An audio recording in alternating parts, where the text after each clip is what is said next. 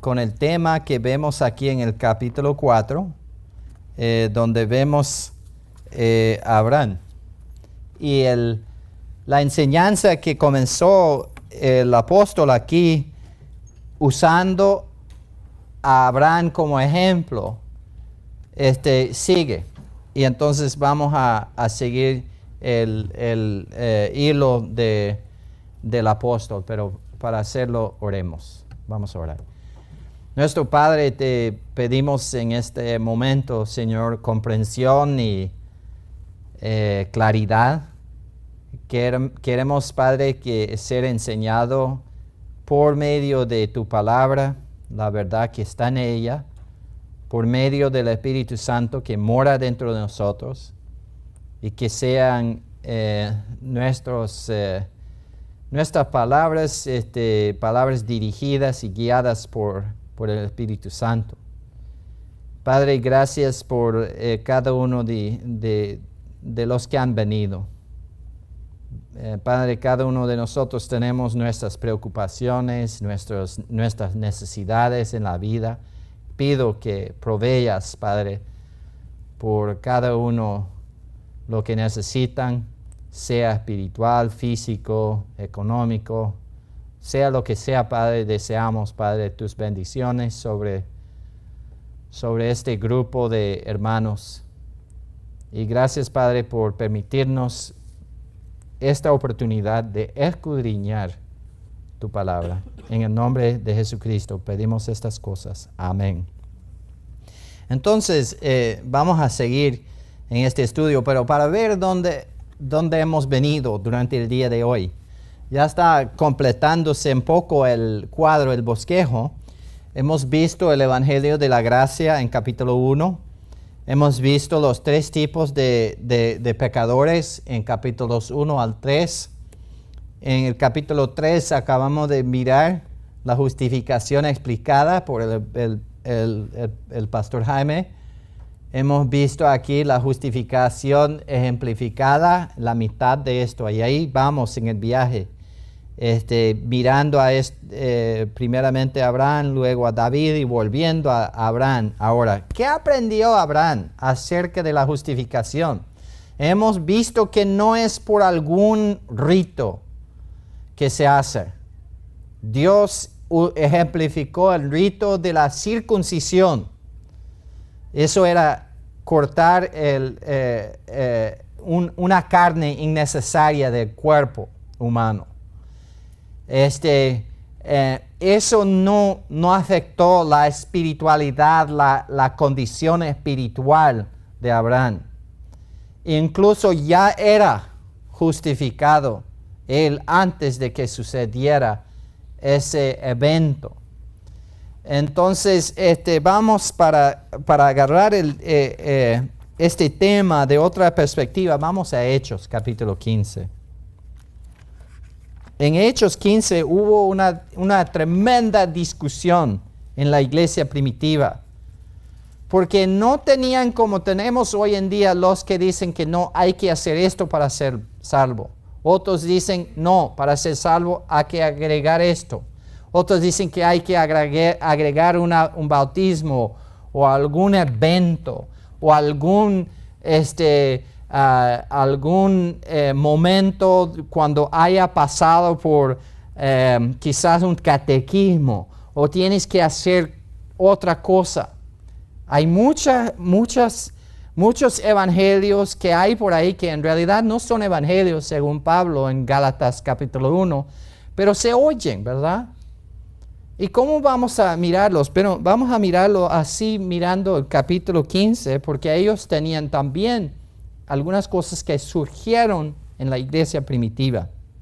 Entonces, algunos que venían de Judea enseñaban a los hermanos: si no os circuncidáis conforme al rito de Moisés, no podéis ser salvos. Tremendo. Llegaron a Antioquía con este nuevo evangelio. Estaban agregando una operación, ni era para la mujer, era para el hombre. Y estaban diciendo que sí es importante creer en Cristo, pero también hay que hacer este rito también. Oye, pero cuando dijeron eso, Pablo, como era su tendencia, salió así luchando. Él luchaba para mantener la claridad del Evangelio. Recuerdan, el Evangelio no es lo que yo hago en la actualidad, hoy. El Evangelio es lo que sucedió en el pasado, hace 2000 años. El Evangelio es lo que sucedió en el Calvario y en la tumba vacía. El Evangelio es algo que Dios hizo en el tiempo y yo confío en lo que Él ha hecho por mí. Y muchos tenemos la tendencia de poner el Evangelio en algo que yo diga, o el Evangelio en algo que yo haga o piense, pero no es así. El Evangelio es algo fuera de mi ser, es algo que sucedió en el tiempo pasado. Ahora bien, versículo 2. Como Pablo y Bernabé tuviese una discusión y contienda no pequeña con ellos, se dispuso que subiesen Pablo y Bernabé a Jerusalén y algunos otros de ellos, a los apóstoles y a los ancianos para tratar de esta cuestión. Entonces ellos, habiendo sido encaminados por la iglesia, pasaron por Fenicia y Samaria contando las conversiones de los gentiles y causaban gran gozo a todos los hermanos. Y llegados a Jerusalén, fueron recibidos por la iglesia y los apóstoles y los ancianos, y refirieron todas las cosas que Dios había hecho con ellos. Pero algunos de la secta de los fariseos. Ahora, ¿qué dijeron en versículo 1? Creer en Cristo más una sola cosa. ¿Y qué era? Circuncisión. Pero mira, llegando a Jerusalén, ya tienen dos cosas que tienen que hacer. No una sola. Miren lo que versículo 5 dice. Se levantaron diciendo, es necesario circuncidarlos y mandarles a que guarden la ley de Moisés.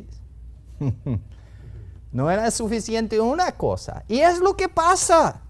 Cuando uno comienza a agregar a la fe en Cristo otras obras, aumentan. Comienzan, no, pero no solo esto, sino esto. Y no solo esto, sino esto. Y uno queda ahí con dudas. No sé si he hecho lo suficiente.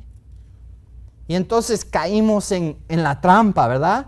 En el campamento de los que hacen obras para ser salvo, en vez de estar en el campo de los que creen en aquel que hizo todo para que yo sea salvo, Cristo. Entonces, ¿qué hicieron? Bueno, tuvo un pleito, un argumento, salió por fin Pedro a hablar. Y vamos a agarrar el versículo 10. Ahora pues, ¿por qué tentáis a Dios? Y si quieres tentar a Dios, agrega algo a Cristo. Agrega algo al Evangelio. No estás luchando contra hombre. Tu lucha es con Dios. No agregan ninguna cosa a Cristo, porque al agregar a Cristo estás quitándole la gloria de Él. Entonces, poniendo sobre la cerviz de los discípulos un yugo que ni nuestros padres ni nosotros hemos podido llevar. Están poniéndoles una imposibilidad. Antes creemos que por la gracia del Señor Jesucristo, Jesús, seremos salvos de igual modo que ellos. Hermanos, somos salvos por la gracia de Dios, no por obras. Tenemos que dejarlo en esto. Ahora, ya hoy en día la gente no está agregando la circuncisión, pero han hallado otras cosas, como tales como los de la secta de los fariseos creyentes. Eran creyentes, fariseos que habían creído, dice el versículo 5. Y van a ver en las iglesias, hermanos, que se equivoquen y comienzan a agregar otras cosas a pesar de Cristo. No, tienes que creer en Cristo más. Y si hacen eso, hermanos, están diciendo algo que ni nosotros ni nuestros padres han podido llevar. Y están tentándole a Dios en hacerlo. Vamos a Gálatas capítulo 1.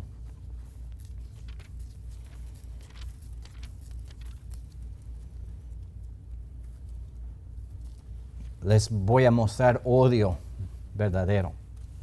Versículo 6. Estoy maravillado de que tan pronto os hayáis alejado del que os llamó por la gracia de Cristo para seguir un evangelio diferente. No que haya otro, sino que hay algunos que os perturban y quieren pervertir el evangelio de Cristo. Mas si aún nosotros o un ángel del cielo os anunciare otro evangelio diferente del que os hemos anunciado, pasado, sea anatema. Como hemos antes, si por acaso no lo oyeron, repite la misma cosa. Como antes hemos dicho, también ahora lo repito. Si alguno os predica otro diferente evangelio del que habéis recibido, sea anatema. Pues, ¿busco ahora el favor de los hombres o el de Dios? Hermanos, si comienzo a buscar el favor de los hombres, ¿qué va a pasar ahí mismo? ¿O trato de agradar a los hombres? Pues si todavía agradara a los hombres, no sería siervo de Cristo. Si comienzo a inventar otro evangelio para complacerle a los hermanos, o si comienzo a soportar un evangelio falso para no tener problemas, no soy siervo de Jesucristo.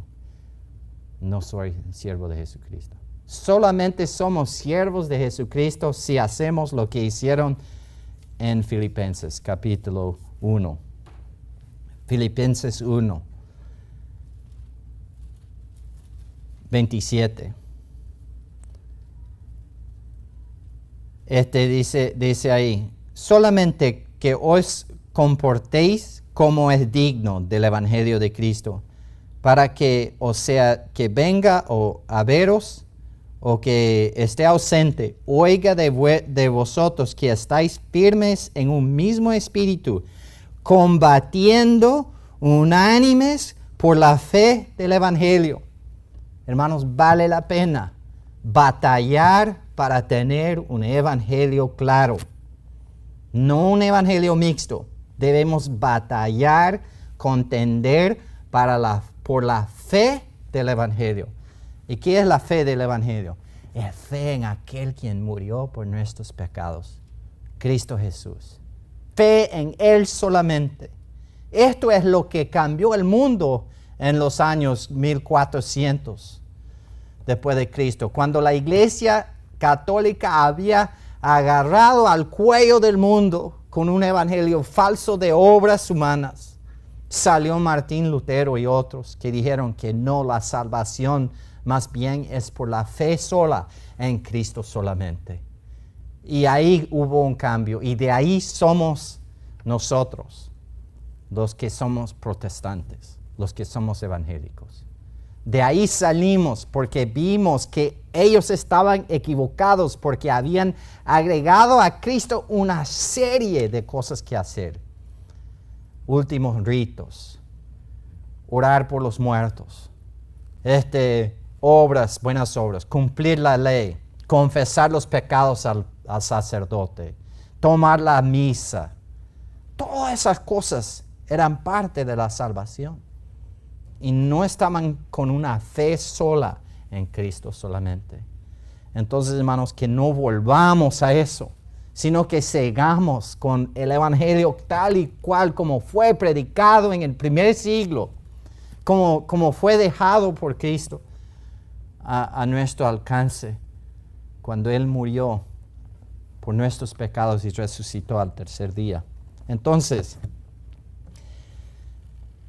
vamos a mirar este pasaje. Vamos a leer el 13 al 15. 4, 13 al 15 dice, 13. Porque no por la ley fue dada a Abraham, o a su descendencia la promesa de que sería heredero del mundo, sino por la justicia de la fe, justicia que sale de la fe.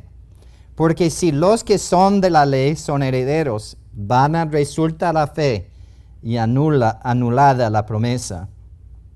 Pues la ley produce ira, pero donde no hay ley, tampoco hay transgresión.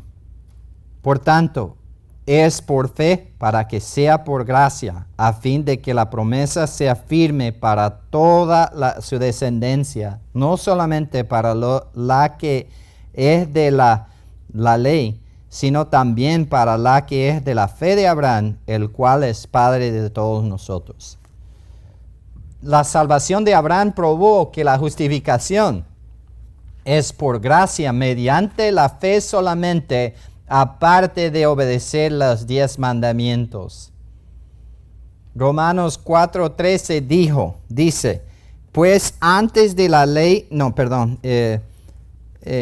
porque por la ley fue dada a Abraham, no por la ley fue dada a Abraham o a su descendencia la promesa de que sería heredero del mundo, sino por la justicia de la fe. No era por la ley.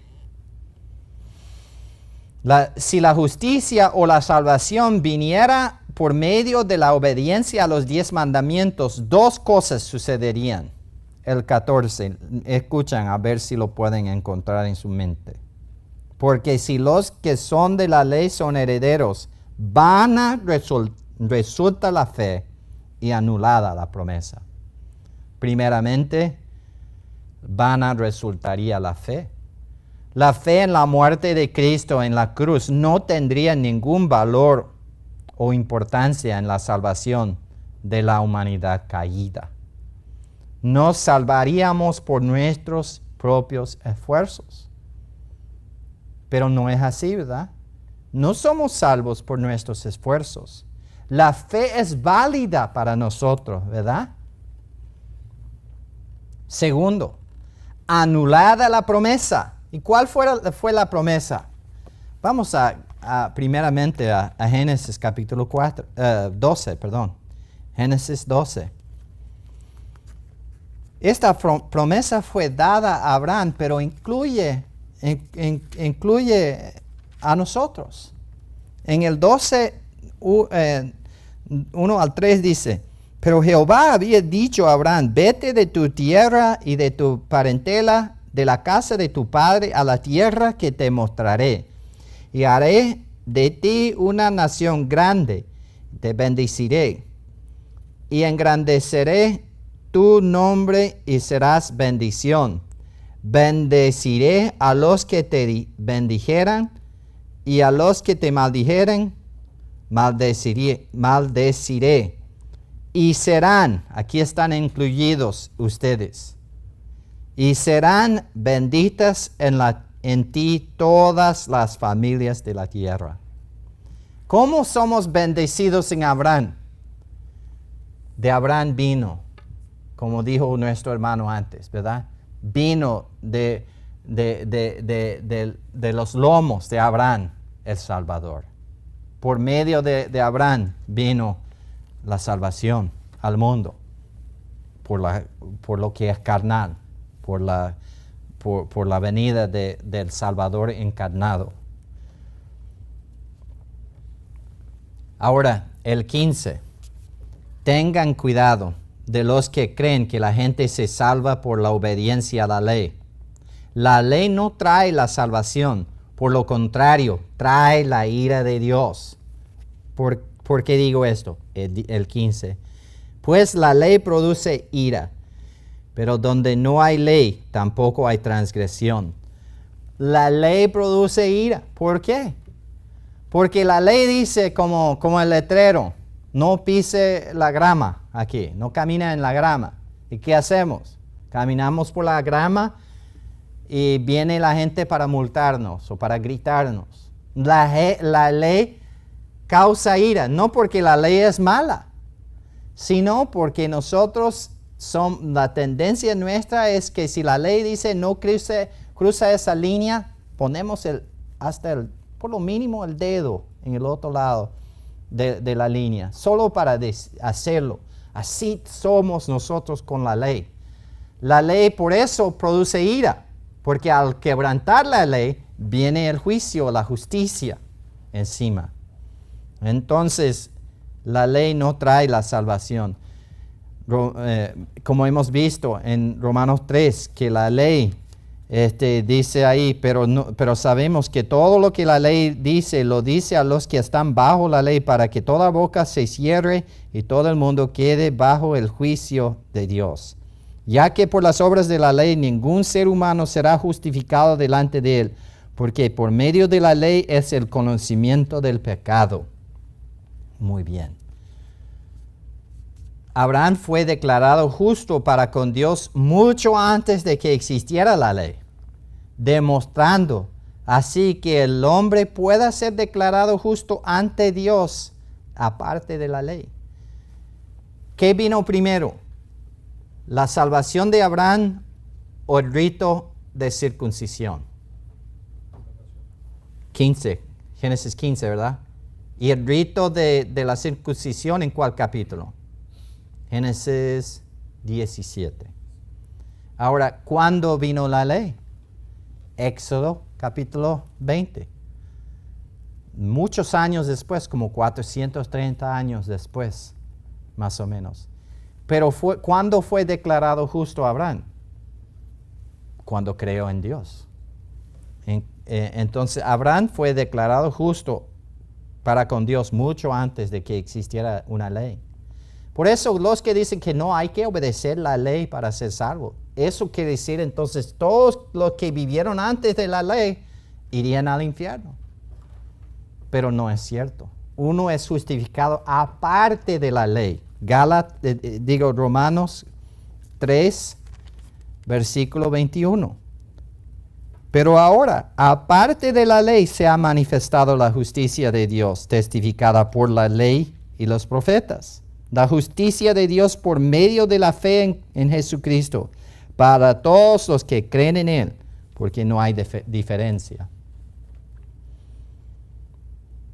La salvación de Abraham prueba que la justificación es por una fe que acuerda con la gracia. Versículo clave, el 16.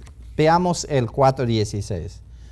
Por tanto, es por fe para que sea por gracia, a fin de que la promesa sea firme para toda su descendencia, no solamente para la que es de la ley, sino también para la que es de la fe de Abraham, el cual es Padre de todos nosotros. La salvación de Abraham prueba de que la justificación es por fe que acuerda con la gracia. ¿Cuál es la cosa que acuerda con la gracia? ¿Recuerdan que hay dos religiones, como dije? Hay la religión hecho, de un hecho, y la religión de obras. En realidad es la religión de fe y la religión de obrar. Esas son las dos religiones que hay en el mundo. Ahora, ¿qué concuerda con la gracia? ¿La fe o el obrar? ¿Qué concuerda? La fe solamente. Ahora, ¿qué concuerda con el salario? ¿La fe o la obra? La obra. Entonces, la salvación es un premio que recibimos o un don gratuito.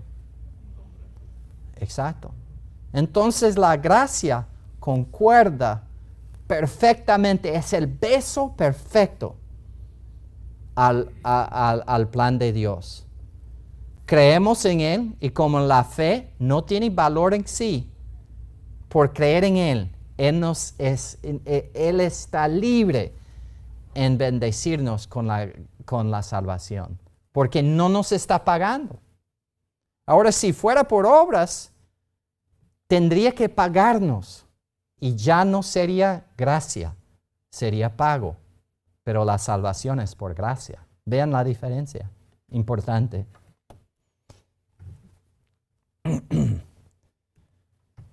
ver si sale. Ok.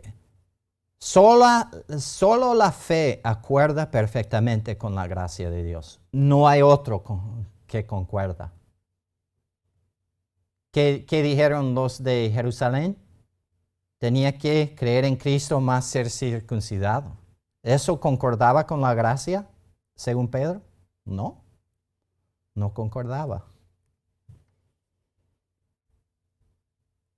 Debido a que la fe no es una obra, Romanos 4:5, un versículo clave también, hace armonía con la gracia, hace armonía perfecta. Si la fe fuera algún tipo de obra, la salvación no sería por gracia, porque la gracia es un favor inmerecido, dado gratuitamente. Por eso la fe es lo que concuerda.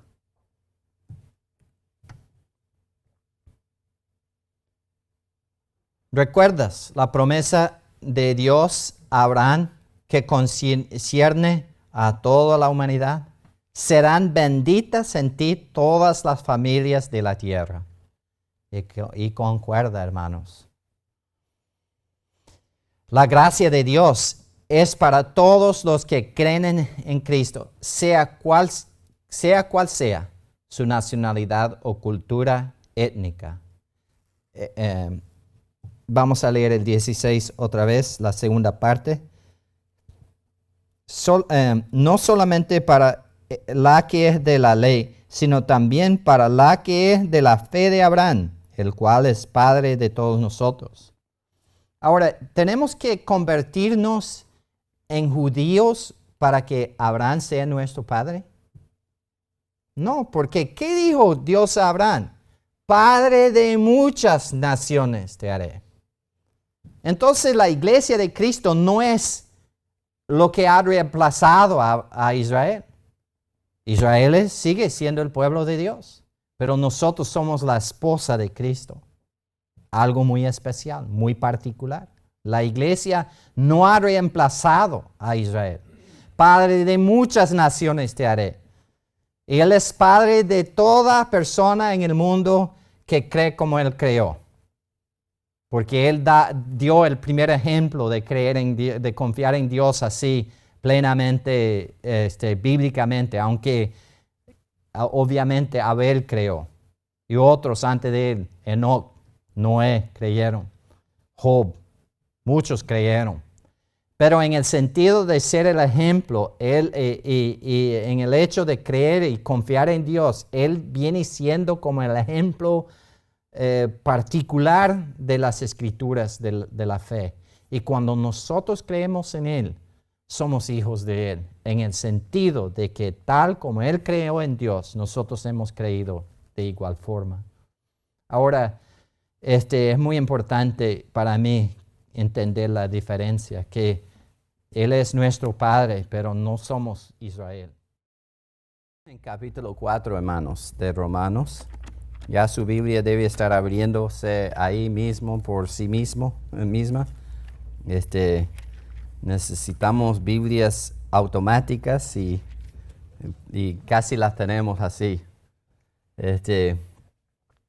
Estamos viendo a Abraham y en realidad vamos a examinar la fe de Abraham. ¿Qué tipo de fe tuvo? Porque él fue justificado por la fe.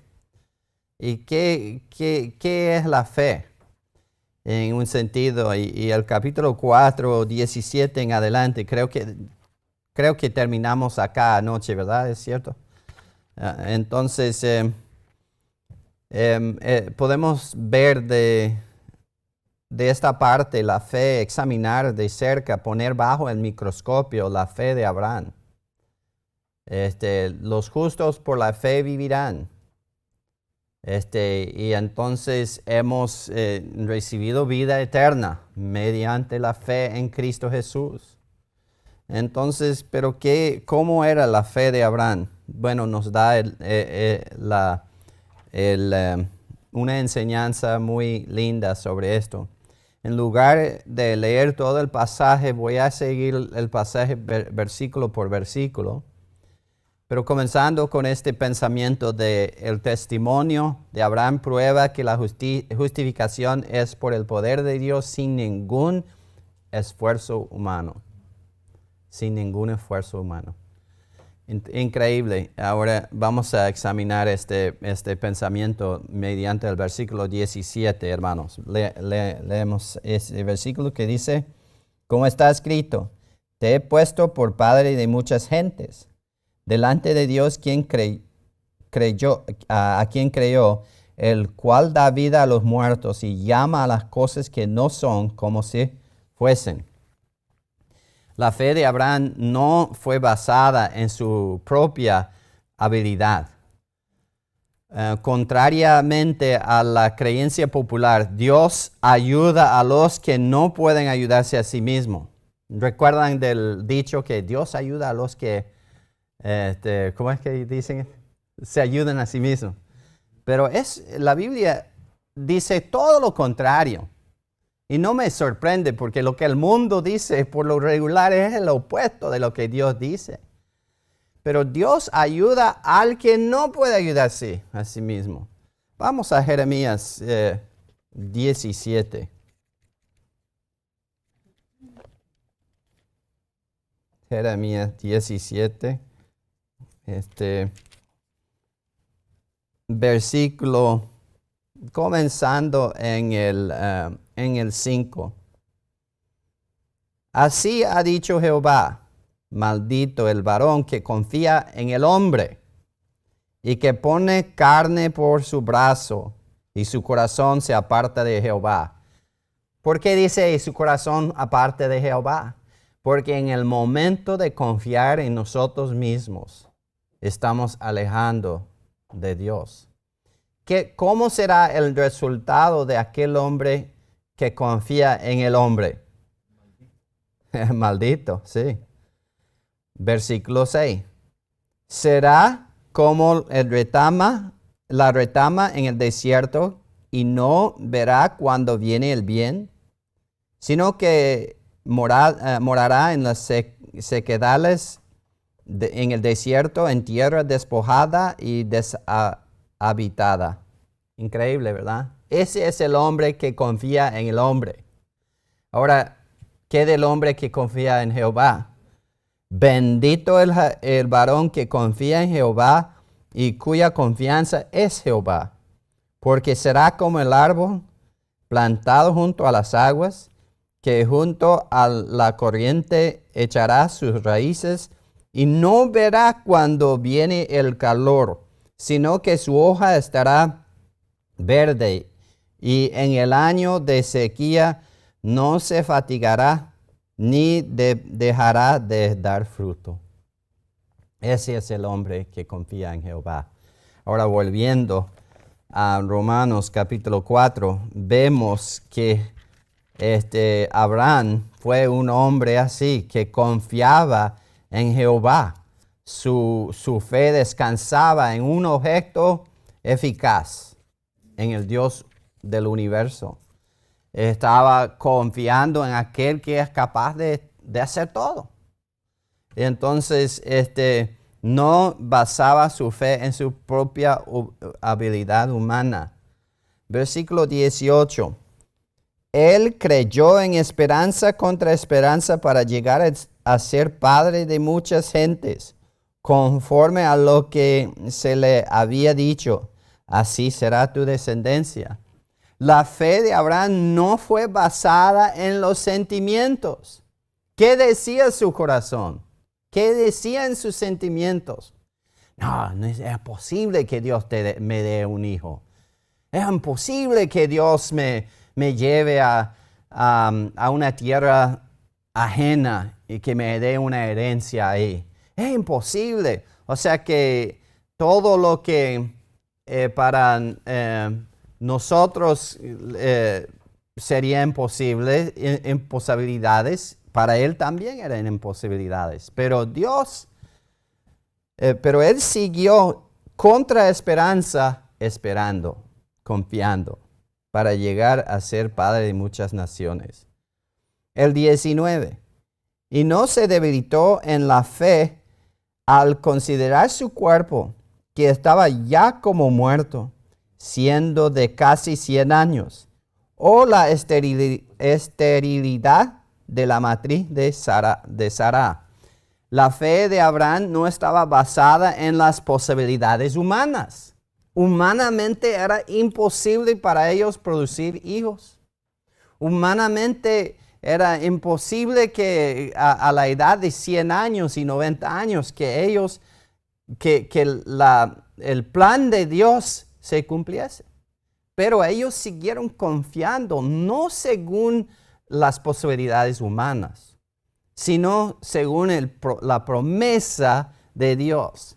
Y la fe verdadera, la fe que cuenta, es una fe que está basada en lo que Dios ha dicho. Con lo que Dios, si nuestra fe está hecha sobre lo que Dios ha dicho, nuestra fe tiene base. Y no es como hoy en día el poder del pensamiento positivo, como el mundo piensa. Sino que es algo que está basado en algo real y concreto, lo que Dios ha dicho.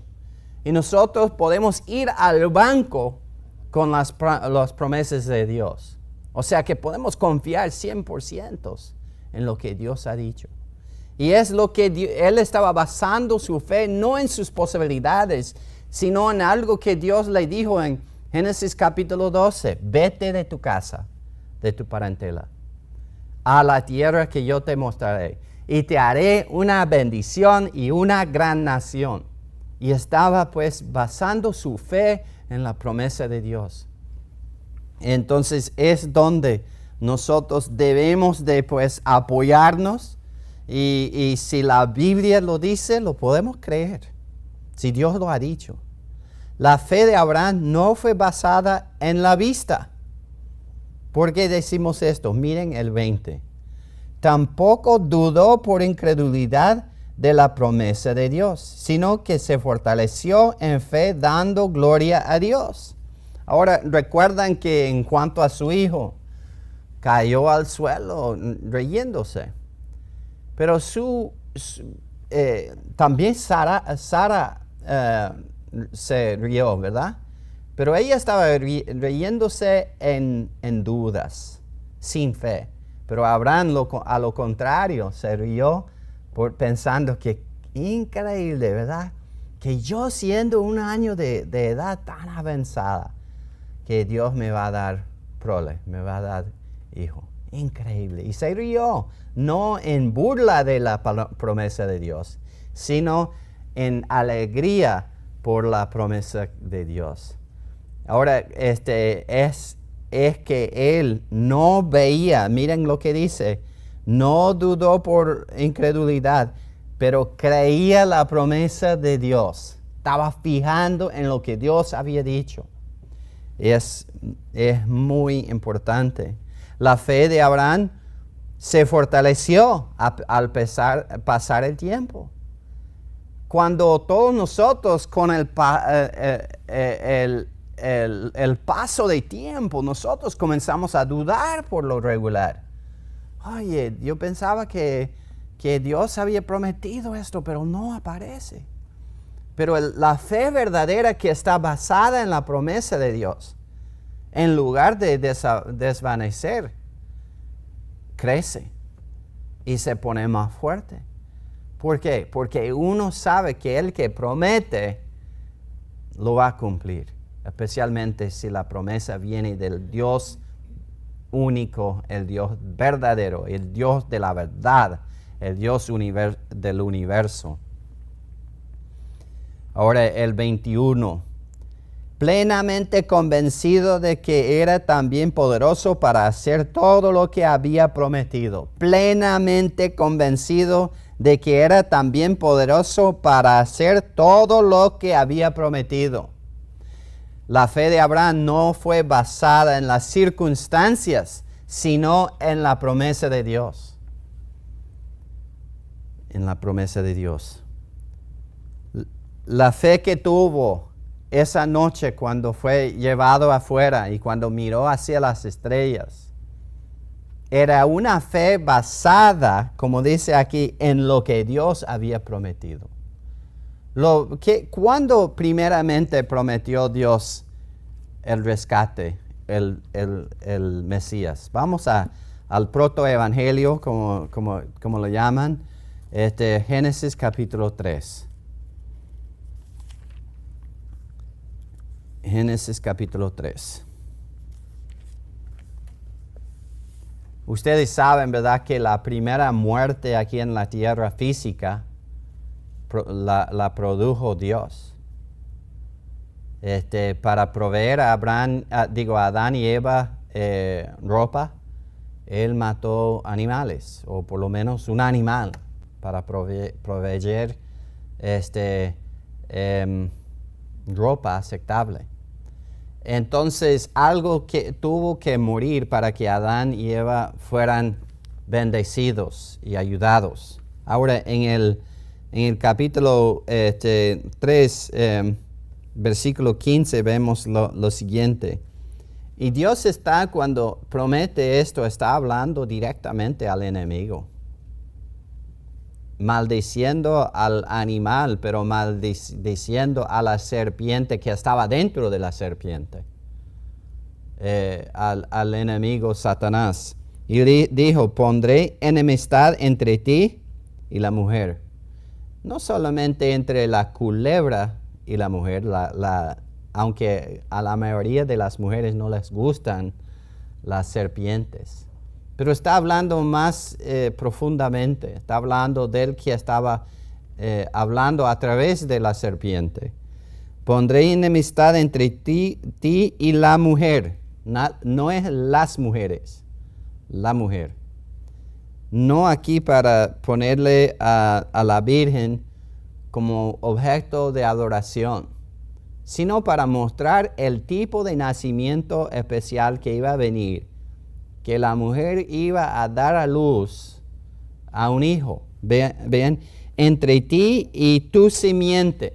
Normalmente en la Biblia cuando habla de simiente está hablando del hijo de un padre. Porque el hombre es el que tiene la simiente, por decirlo así. Pero aquí dice entre ti, tu simiente y la simiente suya. Esta te herirá en la cabeza, hablando a Satanás. Él te va a dar un golpe mortal, pero tú le herirás en el calcañar. Ahora, prefiero tener herida al calcañar que herida a la cabeza, ¿verdad? Y sabemos que sí recibió un golpe mortal el enemigo. Vamos a Hebreos capítulo 2. Hebreos 2, 14 en adelante.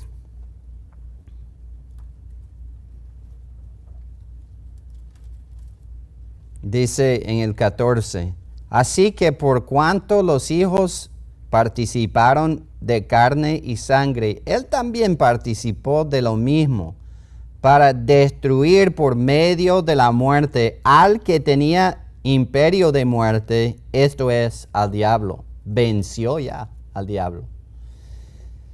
Y librar a todos los que por el temor de la muerte estaban durante toda la vida sujetos a servidumbre. Él sí nos ha libertado de la servidumbre al enemigo. Pero hay muchos todavía sujetos todavía al enemigo. Pero es porque no han creído en aquel que da libertad. El que fue prometido en el jardín de Edén, que iba a conquistar al enemigo, y Cristo sí fue. Abraham creyó pues y siguió plenamente convencido de que era también poderoso Dios para hacer todo lo que había prometido. Y esa es la fe de Abraham. Una fe que tenía el enfoque en aquel que es poderoso para cumplir lo que había prometido. Seguimos. El versículo 22 del capítulo 4 de Romanos. por lo cual también su fe le fue contada por justicia. Su fe, su no a obrar, sino confiar, su fe le fue contada por justicia. La palabra contada es la palabra en griego, ¿cómo se llama? Bueno, es una palabra que quiere decir, es una palabra de contabilidad. En la contabilidad uno está usando figuras, números. Y, logizoma, gracias. Yeah. Números, pues. Yo puedo poner en un papel 2 más 2 igual a 4. Y lo puedo pasar a un chino y estará de acuerdo, porque los números son universales. 2, si tienes 2 y agregas 2 más, sale con 4. Y si negamos eso, somos... ya sí, hermano. ¿Cómo puede repetir la palabra griega? Ok, logizomai. L-O-G... No, sí. L-O-G en Spanish. G... I... S... no, es Z... M-A-I. Logizomai. Vamos a mirar esa palabra más en capítulo 6 de Romanos. Página 40, hermano, en el medio de la página está la palabra. Entonces, es de dónde sacamos la palabra logística o algo lógica, también en español. Logistic, exacto. Y quiere decir que está trabajando con certezas. Pero también tiene la idea de poner en la cuenta algo a alguien. O sea, contarlo como un hecho para alguien. Entonces, Dios le puso en la cuenta de Abraham justicia. Le contó su fe como justicia por él. Entonces, Abraham fue declarado justo para con Dios cuando él creyó en él. Versículo 23. 23 al 25, vamos a leer los 3 versículos juntos. Y no solamente con respecto a él se escribió que le fue contada, sino también con respecto a nosotros a quienes ha de ser contada. Esto es, a los que creemos en él que levantó de los muertos a Jesús, Señor nuestro, el cual fue entregado por nuestras transgresiones y resucitado para nuestra justificación.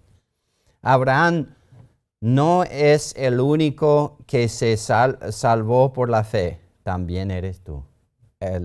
El 23 dice otra vez, no solamente con respecto a él se escribió que le fue contada,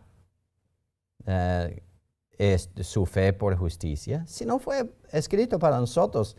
La escritura que dice, por la cual también su fe le fue contada por justicia, fue escrita para nosotros también, porque nosotros somos justificados de la misma manera. Hay los que dicen que no, en el Antiguo Testamento fueron salvos por los sacrificios. Pero cuando Jesús le dijo a Nicodemo, tienes que nacer de nuevo, fue en el tiempo del Antiguo Testamento, no había muerto todavía. En ese tiempo, en el Antiguo Testamento, tenían que nacer de nuevo tal como nosotros, también hoy en día. Y uno nace de nuevo por fe en Cristo. Y tal como Abraham creía hacia adelante, nosotros creemos hacia atrás, hasta el mismo evento. Abraham está creyendo en aquel que vendría de parte de Dios para resolver el problema de la humanidad, en el prometido Mesías. Nosotros, ¿en quién estamos confiando? En la misma persona. Lo único es que nosotros ya sabemos su nombre y ya sabemos su trabajo. Incluso vamos a a Juan, primero de Juan capítulo 5. Primero de Juan 5.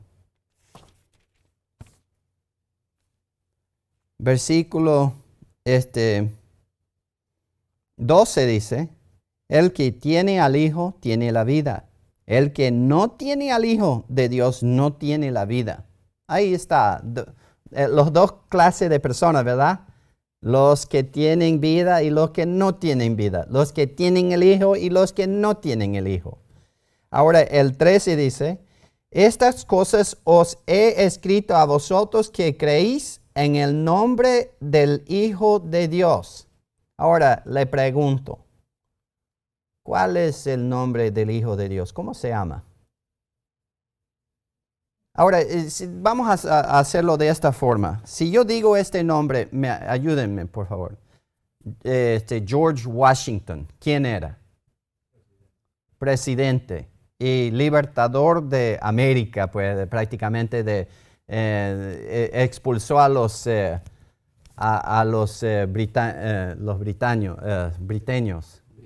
británicos, perdón. Sean lo que sean, los expulsó. Abraham Lincoln, ¿quién era? También. Buena gente, mala gente, ¿qué les parece? ¿Qué hizo él? Dio libertad a un grupo de personas, ¿verdad? A los negros, a los esclavos, que eran esclavos. Simón Bolívar, ¿quién era? ¿Tienen conocimiento de él? Hugo Chávez, la reencarnación no. Simón Bolívar era el libertador de prácticamente de toda América del Sur. Buena gente para ellos, lo quieren mucho allá. Por ejemplo, Adolfo Hitler. ¿Buena gente Adolf Hitler? ¿Buena gente o mala gente? ¿Quién era? Dictador. Mató a mucha gente. Judíos, también los gypsies, otros grupos que él mató, pues, polacos, muchos polacos. ¿Qué de este nombre? Jesucristo.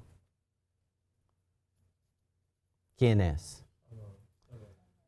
¿Y qué hizo por ti? Sí. Ajá, exacto. Murió en la cruz del Calvario por nosotros.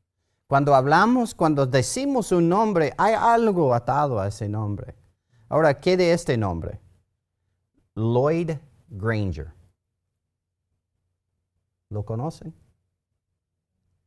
¿No? Rosa, la hermana Rosa sí lo conoce. Porque era mi mejor amigo en el 5º grado, ¿no? De la escuela. No tiene sentido él, ¿verdad? Su nombre no tiene sentido. Porque ni lo saben y ni saben lo que ha hecho. Pero cuando decimos el nombre de Jesucristo, estamos hablando de una persona, la persona más importante de la historia del mundo. Y estamos hablando de lo que Él hizo a nuestro favor.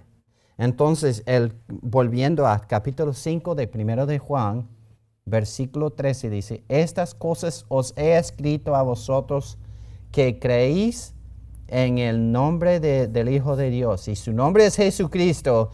Y lo que Él hizo era morir por nuestros pecados y resucitar al tercer día. Y el que cree en Él, para que creáis en el nombre del Hijo de Dios. Y el que cree en Él, tiene vida eterna. Puede tener toda la confianza de que Él es Salvador. Entonces, cuando hablamos de la fe de los del Antiguo Testamento, estamos hablando de una fe por esa persona que vendría. Y tenían más conocimiento que nosotros a veces les permitimos en nuestra mente. Porque, ¿qué dijo Job? Dijo que yo sé que mi Redentor vive. Y que el día final se parará o estará sobre la tierra. ¿Qué dijo Enoc? Bueno, no lo vemos en el Antiguo Testamento, pero mirando a al libro de Judas, ¿verdad? Vemos ahí que él había profetizado que el Señor vendría con sus millares de ángeles. Cristo no ha venido así todavía para luchar. Vendrá en el futuro. Pero lo veía desde el Antiguo. Él es el primer profeta nombrado así en el Antiguo Testamento, básicamente. O sea, el primero que profetizó según Judas. Quizás Eva profetizó un poco antes de él, cuando habló de, he aquí tengo un hijo del Señor, pensando en el que vendría después, porque estaban esperando a un hijo que nacería de mujer. Estaba equivocada en cuanto a quién era. No era Caín, ¿verdad? Pero estaba esperando a uno que vendría. Pero Enoc era uno de los primeros profetas bíblicos y profetizó sobre aquel día cuando Cristo viene a luchar. Entonces ellos sí sabían más que nosotros pensamos a veces. Y su fe está por delante en aquel que vendría. Y nosotros estamos confiando en el que ya vino y vino a salvarnos. Entonces, el 24 dice de Romanos 4, sino también con respecto a nosotros, a quienes ha de ser contada. Esto es, a los que creemos en el que levantó de los muertos a Jesús, Señor nuestro. Este testimonio escrito declara que solo la fe puede hacernos justos ante Dios. Somos declarados justos ante Dios en el momento en que creemos en Él, aquel que levantó a Jesús, nuestro Señor, de entre los muertos. El 25. Este es el Evangelio claramente deletreado, el cual fue entregado por nuestras transgresiones y resucitó para nuestra justificación. El Evangelio es confiar en esta persona y en lo que Él hizo por nosotros, y no confiar en nada más a pesar de Él. Lo puedo ejemplificar así. John, Carlos, tráeme aquella silla, pues, por favor.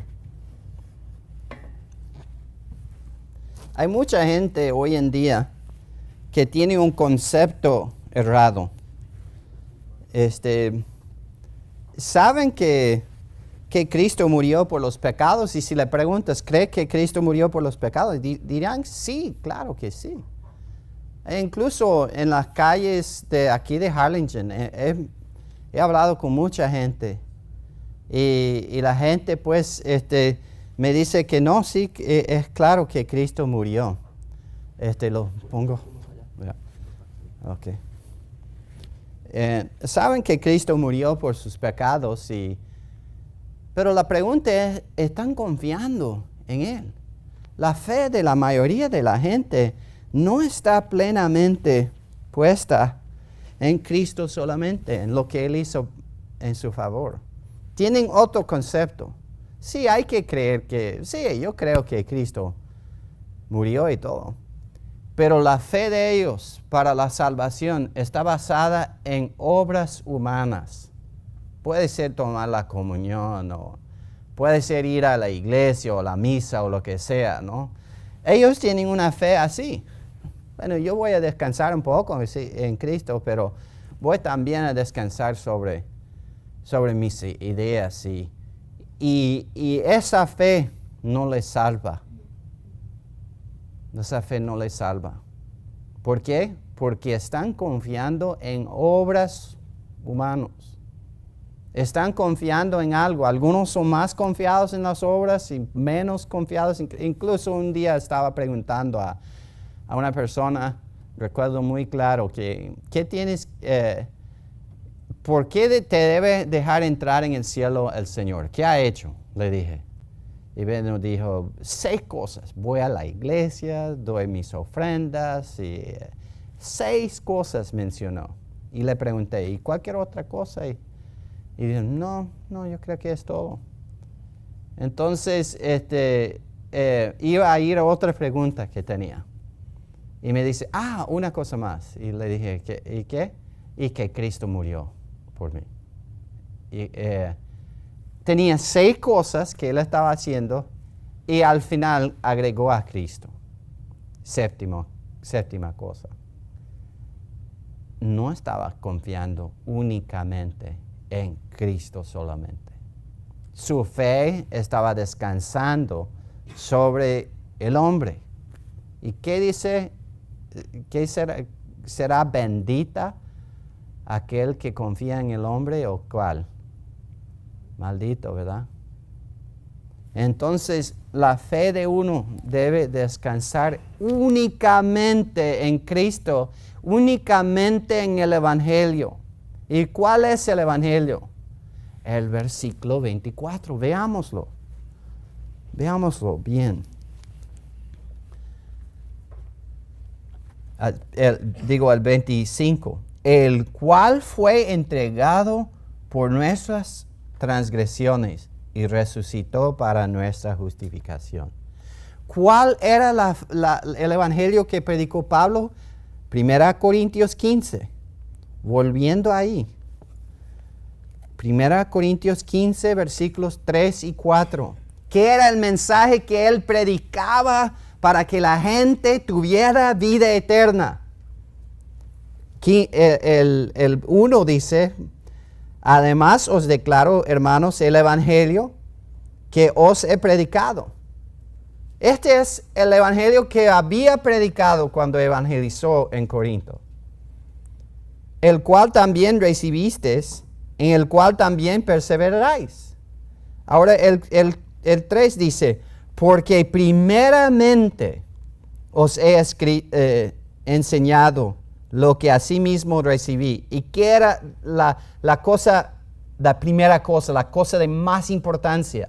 Era esto, que Cristo murió por nuestros pecados.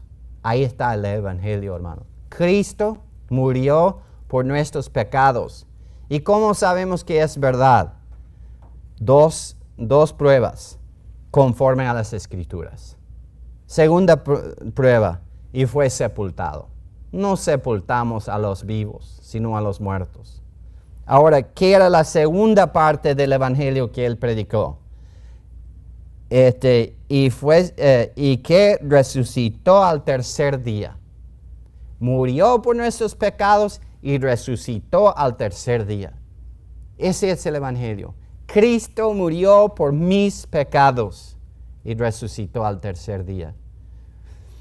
Conforme a las Escrituras, prueba, otra prueba, y apareció a mucha gente. Si quiere pruebas, ahí están, 500 de ellos. Anda a buscarlos, a hablarles. Ellos pueden testificar porque lo vieron. Muchos aún viven. El evangelio, hermanos, es un mensaje histórico de lo que Dios hizo por medio de su Hijo Cristo en el Calvario. Cristo murió por mis pecados y resucitó al tercer día, victorioso. ¿Y quién es Cristo? Implícito en el nombre Cristo o Mesías es el Dios hombre. El Dios hombre. Era hombre, era Dios.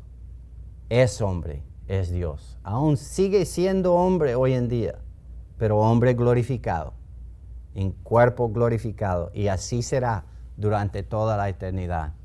No dejará de ser hombre. Y durante la eternidad, imagínense, nosotros, según las Escrituras, vamos a estar en cuerpos perfeccionados.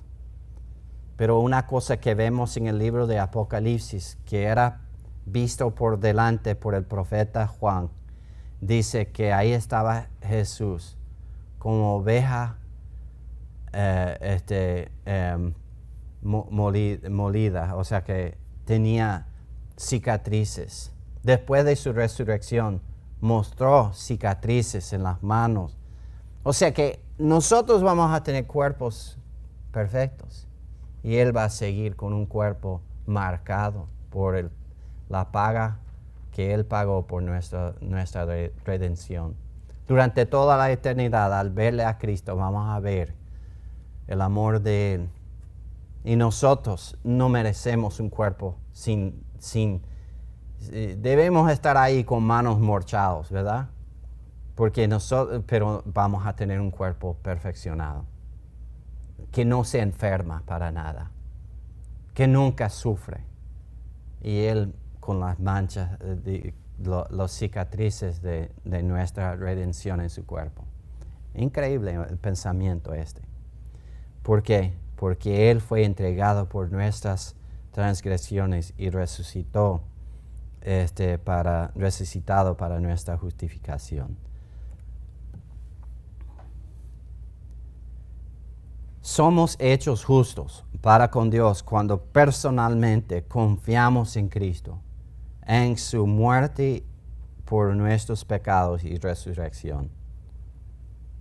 ¿Dónde está descansando su fe?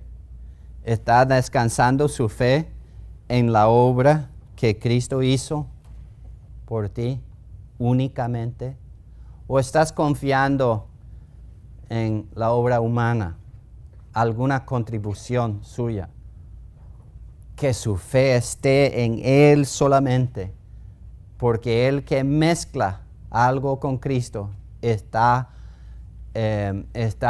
peleando contra Dios. Dios no va a permitir a nadie estar en el cielo que está confiando en sí mismo. Vamos a Efesios capítulo 2.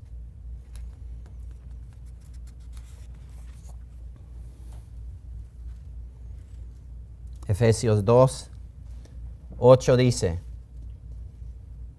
porque por gracia sois salvos por medio de la fe. ¿La fe en quién, hermanos?